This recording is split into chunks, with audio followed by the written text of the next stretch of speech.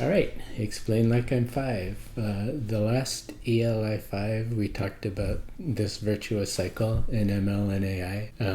Feature engineering is how you drive model output, and eval is how you assess model performance. And designing a virtuous cycle between those business processes can have produce force multiplication opportunities. And there's a vicious cycle, a vicious circle in ML and AI, which is the subject of today's Explain Like I'm Five.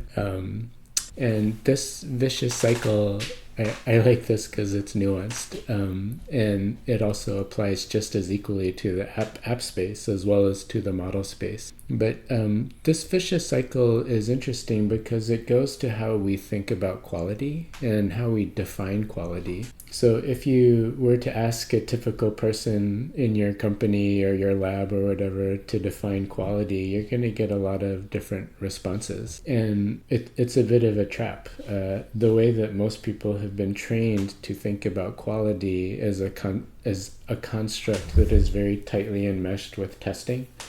For most people, a test would be how you do quality. It is the lever that you have against quality. The problem with that is tests by their nature, or at least the way programmers talk about tests are essentially Boolean. Green is good, red is bad, or pass is good, fail is bad. In reality, we use tests as a gate to delivery, but they're not really they don't serve the function that we think they do in a sort of overall quality delivery within software. And they can't, because quality in the most pedantic sense is always expressed as a distribution. So, and I'm referring to people like Deming.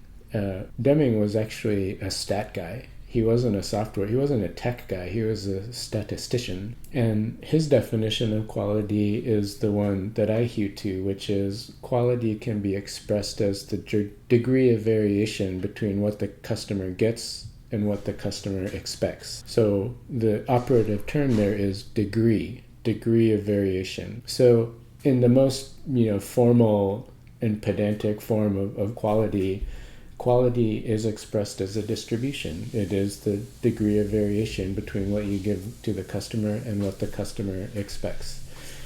So the problem with that is tests don't express data as a distribution. Tests express data as a Boolean, pass or fail. And what that means is the optics that you would need to make a meaningful quality assessment in your production surface, namely the affordance that your customers are actually using production. You don't have your tests executing in production. Recall, the way most firms think about tests is that they're just a gate in your CI/CD. They're not giving you any insight whatsoever into what your customer is experiencing in production. And recall that what that means is Deming's definition of quality cannot be realized unless you have something beyond just your tests. The thing that should fill in the gap, the thing that should give you insight into what's happening in production is monitoring.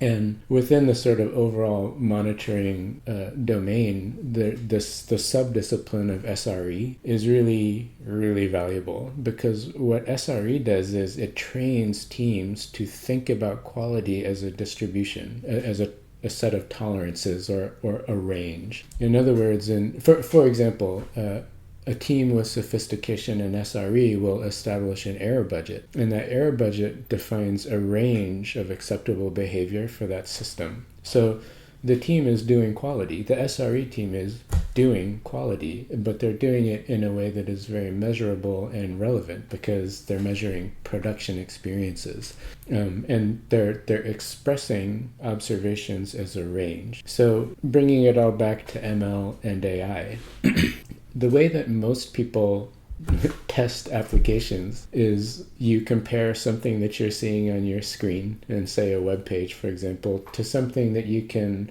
verify in physical storage, like a a row in a database. Does the column in the database row match what you see on the screen? And that sort of assertion, that equality assertion, is the essence of how most quality is done in the status quo. But that does not translate at all to the model space, because in the model space, you can't assert that something that you're seeing in your chat window can be verified against something that exists in physical storage. That's not how the technology works. In the model space, the frame of mind of eval and the sort of underlying assumption of eval is that quality is expressed as a distribution. There is a range of acceptable model output. It is not deterministic. There will never be a time when you can get 100% determinism from a model, because the training date keeps changing, the training cutoff keeps changing, and the data keeps changing. So there is no Boolean expression of quality in this space. It has to be expressed as a distribution. So this vicious cycle is particularly problematic because it has implications not just for your normal applications, like your React app, and with talking to MySQL data. Yeah, you can. Most teams can certainly do better than automated tests in CI/CD. And what I think the overall trend is, and a lot of this trend has started with SRE, the ongoing maturity of SRE.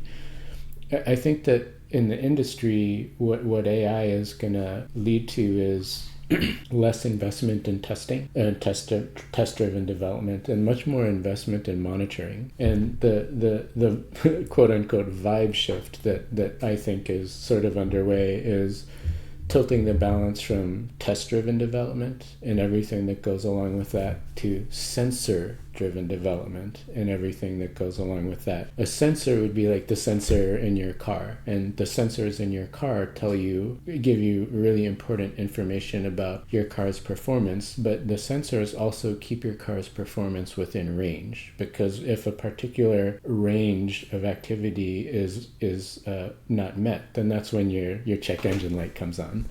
So that's the difference between test-driven development, which is really useful before you're in production, and sensor-driven development, which is really useful when you're trying to understand what's happening in your production environment. So virtuous cycle, vicious circle. Explain like I'm 5.